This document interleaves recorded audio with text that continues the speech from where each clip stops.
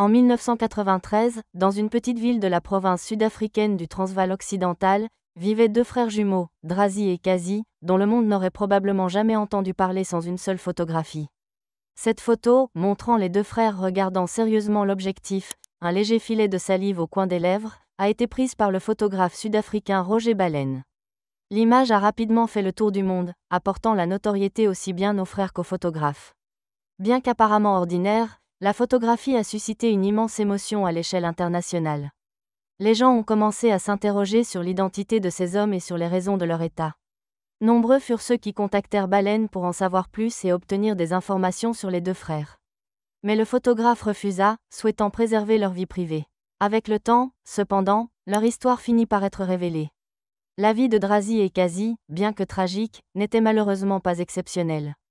Ils étaient nés avec une maladie congénitale qui s'était développée déjà dans le ventre de leur mère. On sait peu de choses sur leurs parents, et dès leur plus jeune âge, ils furent pris en charge par des membres de la famille vivant à proximité. Les deux frères ne parlèrent jamais, et leur développement intellectuel resta au niveau d'un nourrisson. De ce fait, ils étaient incapables d'accomplir seuls de nombreuses tâches quotidiennes. Ils nécessitaient une assistance constante. En 2012, il fut annoncé que les jumeaux avaient été placés dans un centre spécialisé, car leurs proches, en raison de leur vieillesse, n'étaient plus en mesure de s'occuper d'eux à temps plein. Ils avaient alors 53 ans. Malgré leur placement en établissement, Drazi et Kazi semblaient épanouis. Ils devinrent rapidement les chouchous des infirmières et des médecins, entourés d'affection. Sociables, ils adoraient les câlins et la proximité humaine. Quand ils se mettaient à rire, ils essayaient de prendre le personnel dans leurs bras, comme s'ils vivaient dans leur propre monde. Même s'ils étaient considérés comme déficients mentaux, les médecins soulignaient que chacun des frères possédait ses propres émotions et besoins. Ils savaient pleurer de tristesse ou rester immobiles quand ils n'avaient pas envie d'interagir.